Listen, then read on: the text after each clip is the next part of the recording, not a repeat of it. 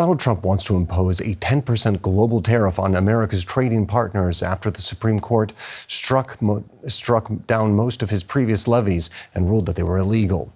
Trump said the 6-3 ruling left him, quote, deeply disappointed and accused the Supreme Court of being, quote, swayed by foreign interests. The U.S. president vowed to deploy new methods to impose tariffs, including a sweeping new duty on all foreign trading partners. Here's President Trump giving his reaction at a news conference. Foreign countries that have been ripping us off for years are ecstatic. They're so happy. And they're dancing in the streets, but they won't be dancing for long, that I can assure you. But other alternatives will now be used to replace the ones that the court incorrectly rejected. We have alternatives. Let's cross over now to Robert Gulotty. He's Associate Professor of Political Science at the University of Chicago, specializing in the politics of international trade. Thank you very much for joining us. Welcome. So the president claims he has, quote, even stronger alternatives to traditional tariffs. What exactly could these be and how wide-reaching are they? So the Supreme Court ruled that Congress, which has the constitutional authority to levy tariffs, did not authorize the president to levy tariffs. That's essentially saying that the president would be forced to use other tools to regulate trade. But those tools are usually temporary, targeted, or bureaucratically authorized. So it's not obvious that that expands his authority at all. The fact that he claims to have even stronger authorities, I believe, starts in his belief that the ruling actually says that you can't tax, but you can regulate. And so he reads this to understand any action that doesn't collect revenue might be allowed, which could include everything from rejecting shipments at ports, seizure of goods, to the outright destruction of ships. So you could imagine that the president, who already has a lot of authority in foreign policy, could use a variety of non-tax measures if he thought that was what the Supreme Court was allowing. And it's not totally unprecedented. A lot of countries use non-tariff barriers when it comes to international trade. They use labeling standards or licensing agreements or health standards even as an excuse to exclude goods from entering their country. All right. Now let's focus on the companies that were targeted by these tariffs for a second. Does the court's rejection of Trump's tariffs mean that these affected companies could be seeking refunds from the U.S. government now? Absolutely. So the main thing that's going to happen is that all the tariffs under the April reciprocal tariffs, as Trump called them, because they were deemed illegal, all of those funds will have to be refunded to the companies that paid. That would be the importers. Now, a lot of consumers have also paid higher prices as those costs were passed down the supply chain or passed down retail to them. They won't get a refund. It'll just be the people that literally paid at the border these now deemed illegal tariffs. So what does this mean for global trade more broadly? Are we looking at a more certain environment now or less certainty? You said this could potentially open up the door for more regulation from the Trump government. I wouldn't say this is opening the door, but he's going to take the excuse to try a bunch of other things. I think there's going to be a lot of uncertainty about whether those payments are going to be, what the consequences of those payments will be. The fact that so many companies will have to file and then receive funds will have a massive consequence for the trading firms themselves. But then, the destruction actions that are taken by Trump in response to this could have all sorts of negative consequences. But at the same time, this is clearly the Supreme Court saying that there are limits to the presidential authority. And so that just creates this kind of space of uncertainty. I would agree. And where does this leave the American taxpayer? Now, you mentioned it briefly just a minute ago. They're not going to be getting a refund, but moving forward, are we likely to see prices coming down and the consumer prices, of course, skyrocketing in the States? I don't see any reason to think that any producer would reduce their prices just because they're receiving a refund. That'll basically just go into their company coffers.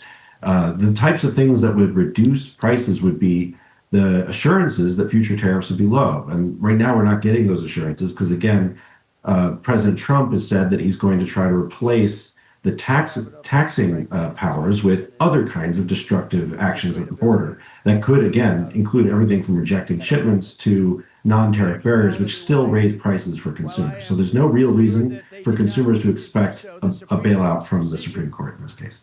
All right, so no relief in sight for U.S. consumers. Now, if we focus again on President Trump, he's expected to visit China next month, and of course, trade relationships are going to be on the table. How do you think that this ruling will likely affect his leverage heading into those discussions? To some degree, there's not a direct consequence for the American ability to negotiate with China because most of these tariffs are the rest of the world, American allies, places that the other forms of authorities that the president had didn't apply.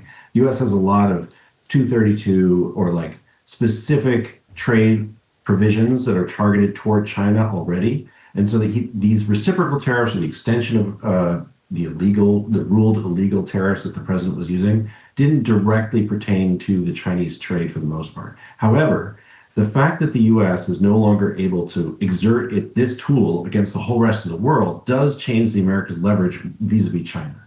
For instance, it can't as easily bully countries like Canada or try to persuade the EU that it's important that they go along with the American priorities vis-a-vis China if we can't use these extra tools. Again, it's not clear that Trump will be as constrained as was hoped, but there is a constraint being imposed here, and that is whatever measures Trump does that are not raising revenue have one less reason to do them, which is that you can't point to the revenue benefits that occur from such policies. All right, that was Robert Gulotty from the University of Chicago. Thank you very much for your expertise. You're welcome. Rick Pildes is a professor of constitutional law at New York University. Thank you very much for joining us. Glad to be here. So Trump has called the Supreme Court disloyal and said it was being swayed by foreign interests, ostensibly for doing its job. So is there any precedent for this type of verbal attack from the president? I'm certainly not aware of any precedent in the court's history attacking the court in this particular way. Obviously, presidents have been very disappointed in the past by court decisions, but no president has responded to a court decision in the way the president has today. Now, Trump announced new tariffs in response to the decision. How does this square with the constitutional authority of the court? So the president tried to impose these tariffs under one particular statute. The Supreme Court said he had no power under that statute to impose tariffs. It's been well known that there are a variety of other statutes under which the president can impose tariffs. The reason he did it the way he did, though, is the statute he tried to use made it much simpler, imposed no real limits on those tariffs. The statutes he has to turn to now are much more constraining. The new tariffs could only be in effect for 150 days. There are limits on the size of the tariffs he can impose. There are certain investigations that have to be done under some of these statutes before tariffs can be imposed. So, this is a very, very big loss for the president. There's no question about that. But it's legitimate for the president to invoke other tariff statutes to the extent he actually complies with them. All right. Now, in recent years, the court has often voted along ideological lines, but this time 2 Trump appointees ruled with a majority. Might we be seeing more independence from a court that has been seen as quite supportive of the Trump administration in recent years? Well, I think that story about the court has always been a little bit misleading. In the first Trump administration, his administration lost more often before the Supreme Court than any administration since FDR. And in the early days of the second Trump term, the court hadn't really reached the merits of a lot of these cases. Now we're really seeing the court moving into a head-on confrontation with the president. Not only in this case, we have the case involving his order on birthright citizenship and other cases. I think the view of the court and its relationship to President Trump is going to be reassessed. Will have to be reassessed at the end of this term once we have this sort of fuller picture. Now, you served on the President's Commission on the Supreme Court of the United States. Now, that was set up by President Biden to investigate reforming the court. And of course, as we were discussing, the court has become highly polarized in recent years. What do you think can be done about that polarization and that view among the American populace? Well, I have been a supporter of having 18-year term limits, a fixed term of 18 years for our justices. We are the only country in the world in which our high court justices don't have either a fixed term of office or a mandatory retirement age. They serve for life. I think that if we went to 18-year terms, it would give every president 2 appointments in a 4-year term. It would take out some of the kind of randomness of how many appointments each president gets. I think that would help to some extent, at least, reduce the temperature a bit about these nominations. So that's one reform that I would support.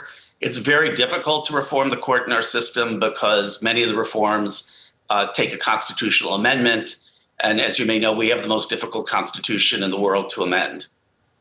Now, do you think there's any sympathy among lawmakers in the United States to reform the Supreme Court, or are they happy with the status quo as it is? I think that there's no real bipartisan energy right now to engage in any serious legislation about the court. To the extent everything is polarized and one side feels pretty happy with the way the court is going, the other side feels disappointed. It's going to be very hard to get bipartisan legislative reform. So I don't see that in the immediate wings, that's for sure.